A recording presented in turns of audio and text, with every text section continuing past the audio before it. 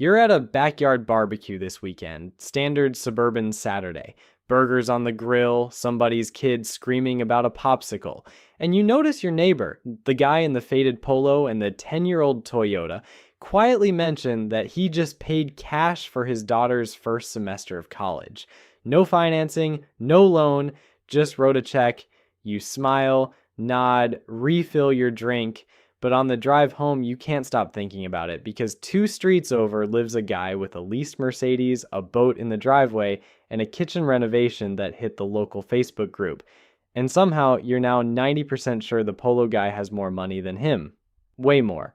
My name is Nick, and I spend way too much time thinking about money and the weird signals people send with it. Because here's the part nobody tells you. In America, the people who look rich are usually drowning, and the people who actually have money look like they're on their way to a Lowe's. And if you can't tell the difference, you're going to spend the next 10 years trying to copy the wrong people. Hit that subscribe button, give this video a thumbs up, and let's fix that. Sign 1. They drive something deeply, profoundly boring. Let's start with the most visible one because it's the one that breaks people's brains the fastest. The number 1 car brand among American millionaires is Toyota. Number 2 is Honda. Number 3 is Ford.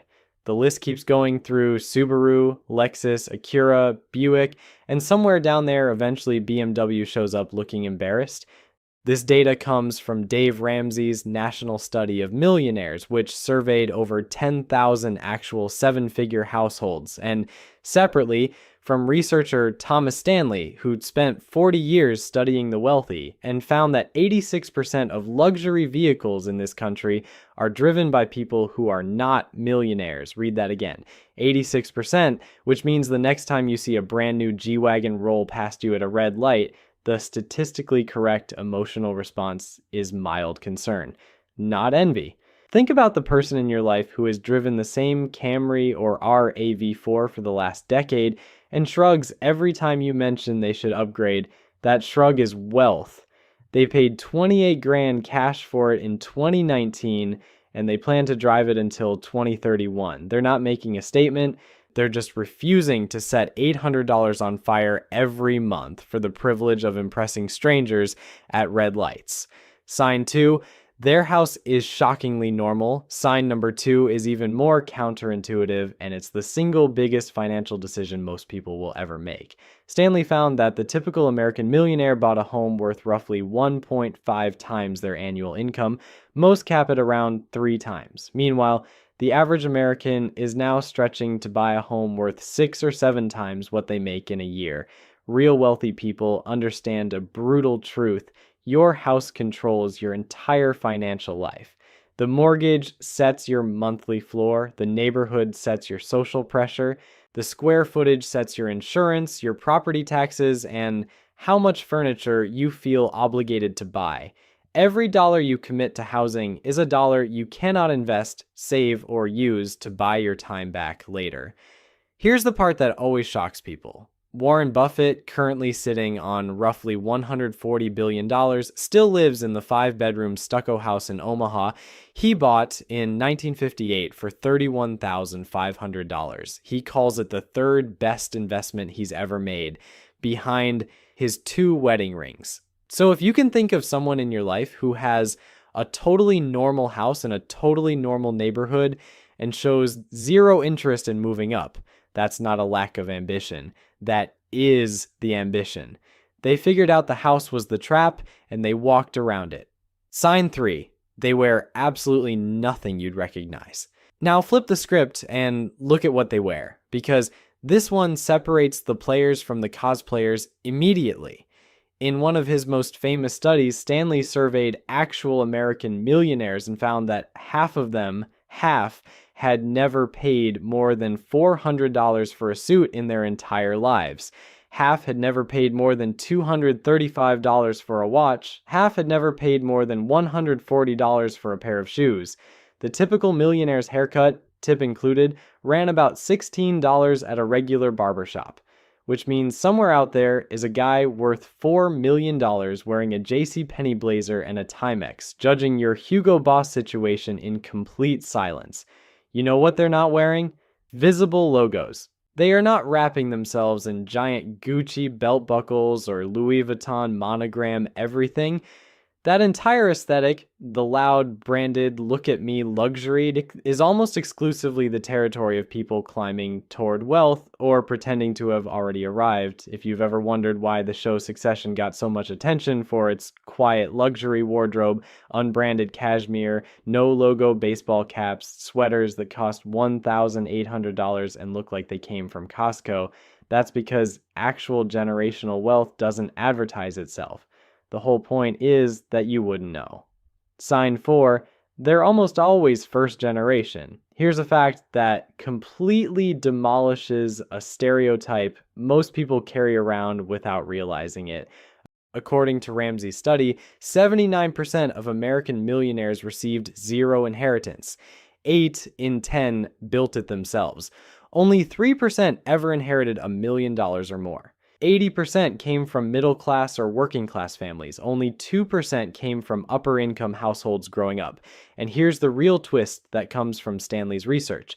The adult children of wealthy parents who get regular financial help from mom and dad end up with about 98% of the income, but only 57% of the net worth of kids who got nothing. The handouts make them poorer. They learn to consume at a level their own income can't sustain, and they spend the rest of their lives playing catch up to a lifestyle that was never theirs to begin with. Think about the wealthiest person you actually know personally, not the loudest, the wealthiest. There's a very good chance their parents drove a beat-up Ford and clipped coupons. Real wealth in this country almost always looks like a regular person who quietly out-earned, out-saved, and out-invested everyone they grew up with. They're not from money, they became money. And they usually still talk like the place they came from. Sign 5, they have a really, really boring job. This one's going to sting if you've spent your life believing prestige equals wealth. The top 5 professions in Ramsey's millionaire study in order were engineer, accountant, teacher, manager, and attorney. Doctor didn't crack the top 5. Surgeon, hedge fund manager, tech founder, none of them made the cut. 2/3 of self-made millionaires in Stanley's research ran what he called dull, normal businesses. Welding contractors, pest control companies, mobile home park owners, dry cleaners, regional auctioneers. Not glamorous, not the kind of thing that goes on a LinkedIn headline, just boring businesses that throw off cash year after year after year. And here's the perfect example. Ronald Redd was a gas station attendant and part-time janitor in Brattleboro, Vermont. He drove a second-hand Toyota Yaris, wore a flannel jacket held together with a safety pin, and chopped his own firewood into his 90s. When he died in 2014, his neighbors found out he had quietly built an $8 million stock portfolio. $8 million, working at a gas station. He just bought blue-chip companies and held them for 6 decades. So if you know a 50-year-old structural engineer who's been quietly working at the same firm for 22 years, there's a very real chance that person could buy your entire neighborhood. They just won't tell you, and you'd never guess. Sign 6. They actually know their numbers. Pause for a second. How many of these have you matched to somebody you know so far? Drop a number in the comments. I'm genuinely curious. Now, let's keep going because the next batch is where it gets interesting. Wealthy people can tell you their net worth to the nearest $10,000. They know what their monthly burn rate is. They know what their savings rate is as a percentage of income. They know what their portfolio is allocated to and roughly what return they're earning. This sounds obvious until you realize that most Americans cannot answer any of those questions. According to Federal Reserve data, only about 54% of U.S. families have any retirement account at all, and the median balance for those who do is shockingly low. 80% of millionaires in Ramsey's study contributed consistently to their employer 401k. Vanguard data shows that only about 14% of all 401k participants actually max out the annual contribution limit. So if you have a friend who casually mentions they max out their 401k and a Roth IRA and an HSA, they're not just doing well. They are statistically in a tiny minority of disciplined savers, and they probably have more money than you'd ever guess. The wealthy know their numbers because the numbers are how they got there. Awareness is the entire game. /sign 7, they never carry a credit card balance. 3 out of 4 millionaires in Ramsey's national study said they have never in their entire lives carried a credit card balance month to month, not once. They use the cards for points and convenience, then pay them off in full every single statement. Now, contrast that with the rest of the country. Americans collectively owe over $1.2 trillion in credit card debt right now. Average interest rate around 23%. That's not a debt you climb out of casually. That's a debt that compounds against you faster than the stock market compounds for you. Here's the deeper pattern though. It's not just credit cards. Wealthy people structurally avoid consumer debt of any kind. They don't finance furniture. They don't take out loans for vacations. They don't put a swimming pool on a HELOC. They have absorbed deep in their bones that paying interest on stuff that depreciates is just lighting money on fire while telling yourself you're being responsible. Think about the most financially stable person you know. Notice how weirdly calm they are about money, like eerily relaxed about prices and bills and unexpected expenses. It's because they're not paying anyone interest on anything except maybe a mortgage. And by the way, and this is critical, because if you're listening to this thinking, okay, but I'm 35 with credit card debt, this video isn't for me, stick with me. The next 6 signs are the ones that can actually flip your trajectory if you start now. Sign 8, they're vague about what they do. Pay close attention to this one because it's almost a telltale signature. When you ask a truly wealthy person what they do for a living, the answer is almost always vague, short, and slightly redirective. Oh, I'm in commercial real estate. I run a small business. Consulting. Then they immediately turn the question back on you. Compare that to the income statement affluent crowd, the people who look rich but aren't. Ask them what they do, and you get a job title, a company name, a year of tenure, the size of their team, and 3 name drops about their last big project. By minute 3, you know his Q4 quota. This isn't an accident. There's a concept in behavioral economics called counter-signaling. When you actually have status, advertising it is redundant. Like it's already known to the people who matter, and proving it to strangers offers you no return. It's the people in the middle of the distribution who signal hardest because they need outsiders to perceive a status they haven't fully secured. Think about the conversations you've had at parties this year. Who told you nothing about themselves and asked you everything? That's probably the wealthiest person in the room. Real money doesn't introduce itself. It can't be bothered. Sign 9, they have a side income they never talk about. Now here's one almost nobody catches. Stanley's research found that the wealthy almost always have multiple income streams running quietly in the background. A rental property here, a small dividend portfolio there, a side business their main employer doesn't know about, royalty income from something they made years ago. The IRS data backs this up. People in the top wealth brackets are roughly 4 times more likely to have 3 or more sources of income than the average household. And the key word here is quietly. They don't post about it. They don't run a course teaching you how to do it. They don't have a TikTok. The duplex they bought in 2014 has been quietly cash flowing $900 a month for 10 years, and you have no idea it exists.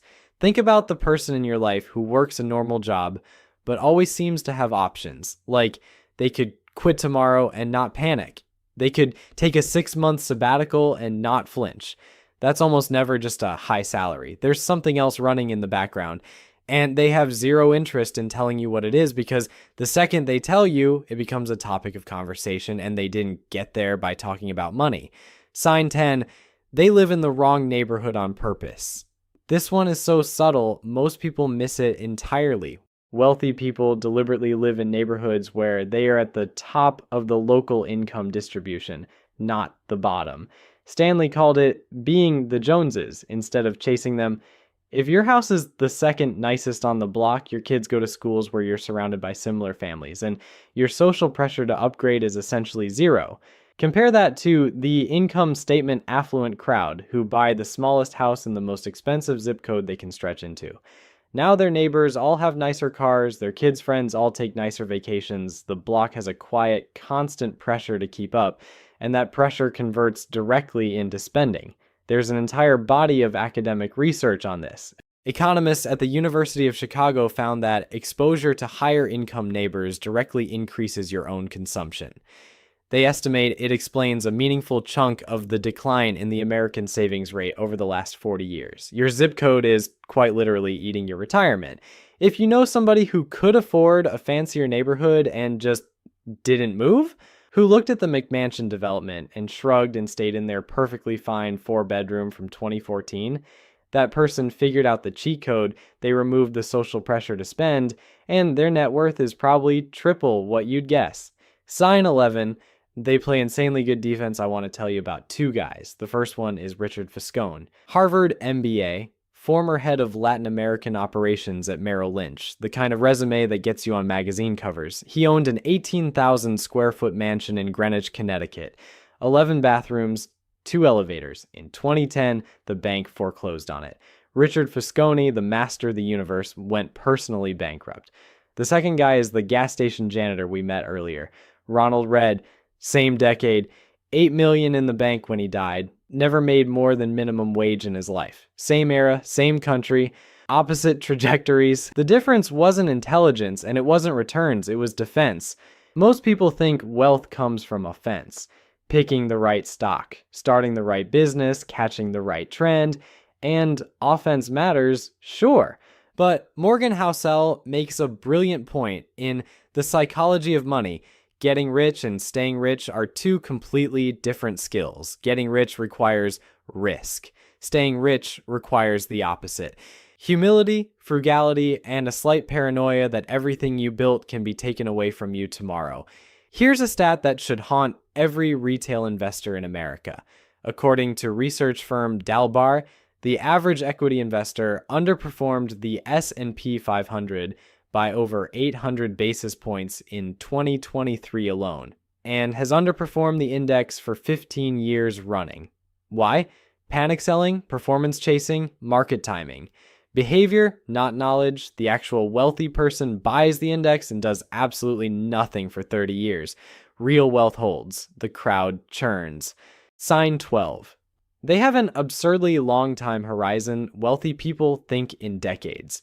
Broke-looking rich people think in months. This shows up in everything they do. They invest for 30 years, they drive a car for 12, they renovate a kitchen and use it for 25 years instead of redoing it every 7. They hold the same job for 22 years and let the equity vest. They pay off the mortgage, then leave it paid off. Compounding is the entire engine of wealth, and compounding has nothing to do with intelligence. It has to do with patience and time. Warren Buffett is worth around $140 billion, but here's the kicker. Roughly 97% of his net worth was accumulated after his 60th birthday.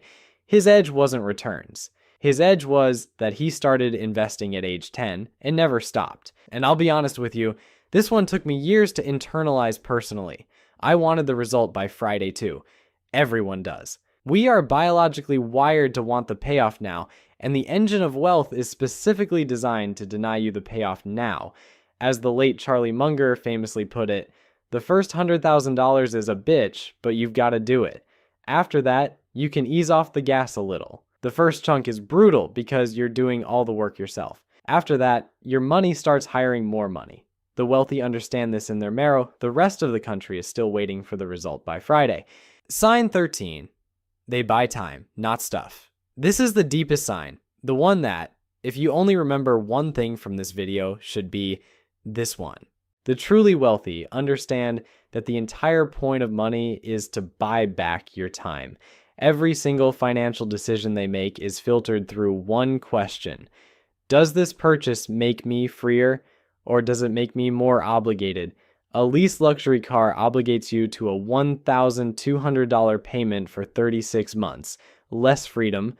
A paid-off Toyota frees you to put that $1,200 into an index fund. More freedom. A $750,000 house with a giant mortgage chains you to a job you hate. A $350,000 house with a small mortgage lets you take a sabbatical. switch careers, or retire 10 years earlier. The cleanest example of this principle in human history is a man named Chuck Feeney. He co-founded Duty Free Shoppers and built a fortune of around $8 billion. By the time he died in 2023 at age 92, he had given essentially all of it away. He had about $2 million left by design. He wore a $15 plastic Casio watch his entire life.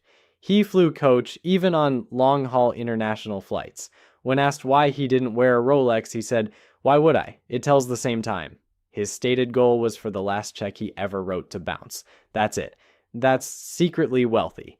Knowing what enough is and being completely uninterested in playing past it, tomorrow walk through your own neighborhood and actually look at the houses. The one with the boring sedan in the driveway, the slightly overgrown hedges, the porch furniture that's been there for 9 years.